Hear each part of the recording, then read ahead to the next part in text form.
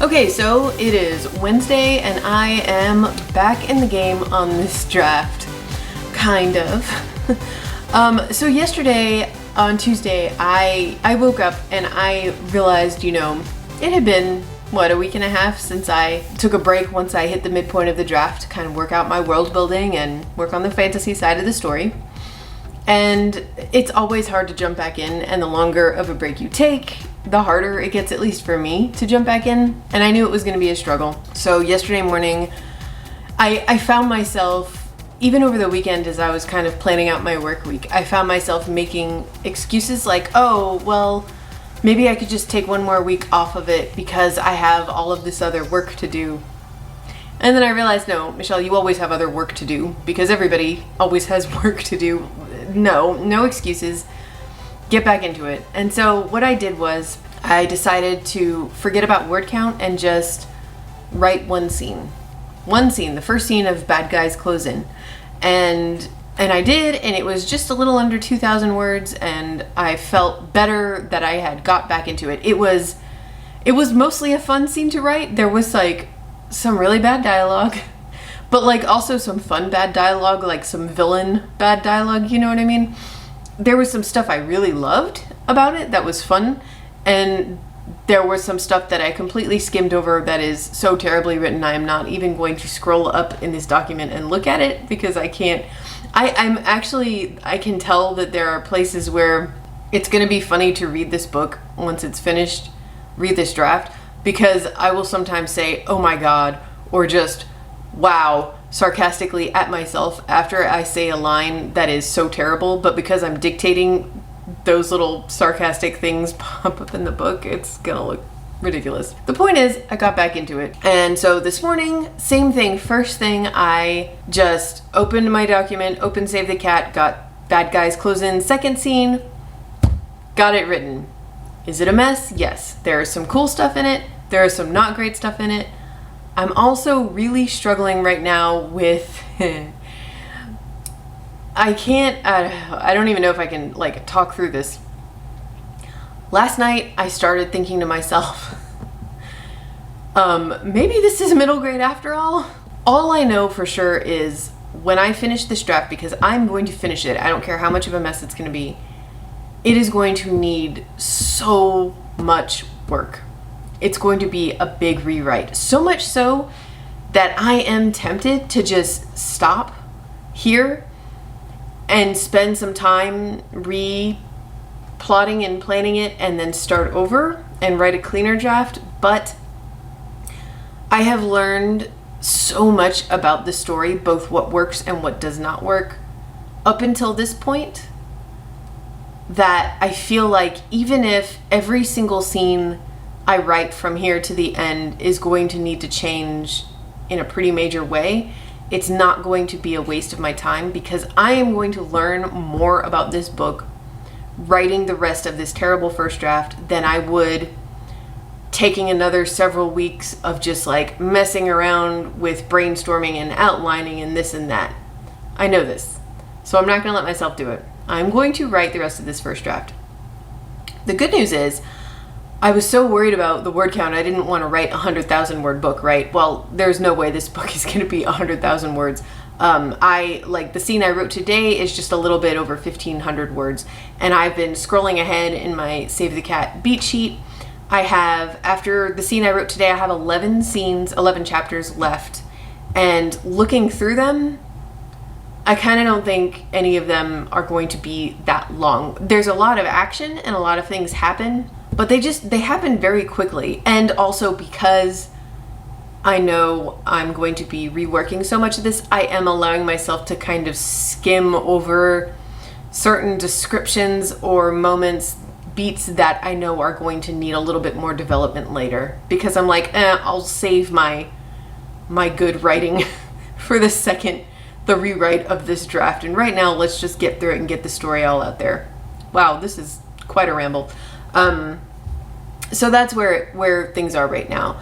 I am going on an actual vacation later in June. Holy crap.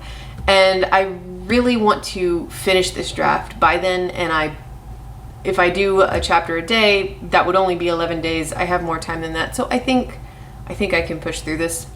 I'm just going to try to get up every morning and write a scene no matter what and push past all the doubts. And that's where we're going to be. So at any rate, I've got Lisa's live stream coming up in a few minutes. And actually, I already wrote my scene, so I'm going to close this down for today. And I think what I'm going to be working on is another goal I have before vacation is I want to get my next course up on Skillshare. And I think I've picked a topic and I have a little outline for it. So I really want to work on scripting the first half of that today. So let's get some more coffee and let's get to the live stream and get some work done.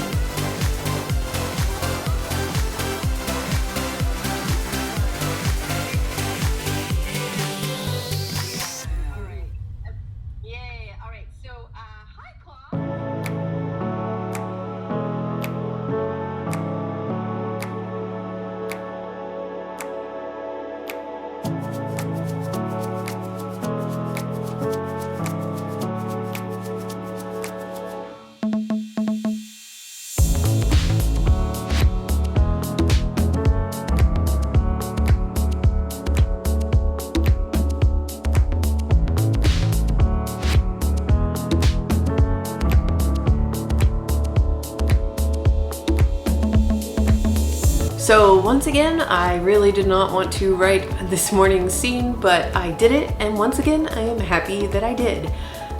I feel about the same about it as I do about yesterday's scene, in that there's some fun stuff in there that I really love. There's some very cringy, bad stuff. I'm definitely still learning more about the story and figuring out what I want it to be. I didn't vlog anymore yesterday. I honestly forgot in the afternoon. But I just follow up on what I was talking about. A big part of the reason I'm questioning again the age level for this project is because one of the biggest things that made me realize that it was young adult, although certainly not the only thing, was that there was a big road trip involved, and that just does not make sense with younger characters or with a younger character being with a bunch of teenagers. And one of the things that I am starting to realize about this draft when I think back on everything I've written so far is the road trip is actually not necessary and didn't end up being nearly as fun or just as important a part of the plot as I thought it was going to be. In fact, a lot of what I think I'm going to scrap about the magic system itself kind of renders the road trip unnecessary. And I think I know where the story is set now. And the more I think about that, the more that kind of like story gut feeling is telling me, yeah, that's what this is supposed to be. So because it is all set in one place, that was making me think, oh, maybe it is middle grade after all. I don't know what my thing is about young adult. I'm sure it's just that I feel like right now YA fantasy is a hard sell. And I need to stop thinking like that because everything's a hard sell because traditional publishing sucks. And I don't want those kind of thoughts, which are just honestly pointless because it's all out of my control, to control what I do with this story. I want it to be the best story it can be, and I want it to be the story it is supposed to be. And I thought about it a lot more this morning and realized I don't necessarily want it to be completely middle grade, but I have certain ideas of what young adult is supposed to be, and it's not that.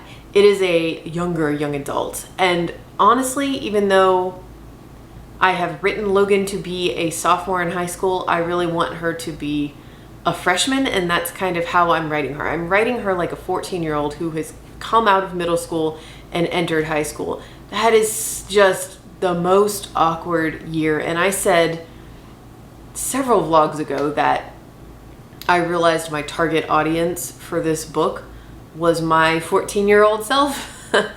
and that's still true. And I've talked about how writing 14-year-old protagonists, that's a hard sell because booksellers don't know where to shelve it. Is it young adult? Is it middle grade? It's kind of straddling the middle. But I don't want to let that be what makes me force it to be a little bit older or a little bit younger. I want it to be what it's supposed to be. And a lot of the thinking I've been doing around this has been inspired by the incredible comments on my video last Monday about traditional publishing and self-publishing, which the response to that has, it's like probably my favorite comment section on any of my videos so far, honestly. I just love the conversation happening there, and I especially appreciate all of the experienced self-published authors who have shared what certain aspects of the process was like for them, what works for them and what doesn't, and what frustrates them and what excites them. And oh man, someone pointed out, I can't think of their name off the top of my head, but I will find it and link it somewhere or put a little clip up here somewhere. Someone pointed out that self-published authors who are successful focus really hard on constantly promoting their backlist, which is such an amazingly wonderful point and honestly such a strong argument for self-publishing that you can do that, because that is the healthy way to sustain a career as an author, constantly promoting your backlist. When people come in and find one of your books, they want to go back and read everything else you've got. And this is a tactic I truly wish traditional publishing would use, because they have so many books that people could discover. And instead they just go for this 100% focus on the front list, what's hot, what's now, what's, selling 1 million copies this week, and then move on to the next big thing. And that's just such a dumb way to run a business. It's so dumb. Anyway, I've decided to, regardless of what I'm going to end up doing with this book once I'm finished with it, I am going to think about things right now, starting now, as if I am going to self-publish it. As in, I am going to write the book the way I want to write it first, and then I am going to think about how I personally would market this thing. And I believe it is completely possible to market a book that kind of straddles that awkward, not quite middle grade, not quite young adult age. If others, if marketing teams, sales teams, booksellers, whatever, if they don't want to embrace that, that's okay. I will find a way to do that. I will worry about that later. But right now, that's what this book is. That's where it's falling. So that helped a lot. And again, thank you to everyone who commented, because whether you knew it or not, when you were commenting on that post, you were helping me work through a little mini crisis with this book. So I really appreciate it. At any rate, so it's still really early. It is like not even 10 o'clock yet, but I have an appointment to get my hair cut today, guys. It's not just that I haven't had a haircut since quarantine. I haven't had a haircut since like fall of 2019. So I have an appointment to get my haircut at noon, which means I'm gonna have to take her out and do all that stuff a little bit earlier than usual. I'm really gonna try to finish up the script for my next Skillshare course today, so I will have more news about that hopefully really soon. I really want to get that up within the next couple weeks, and that is going to be the rest of my work day, which won't be very exciting to vlog. So I think I'm gonna call it. I hope you guys are having a really great week and you have a wonderful weekend. Let me know how your stuff is going in the comments below, and I will see you next week with another vlog. Bye.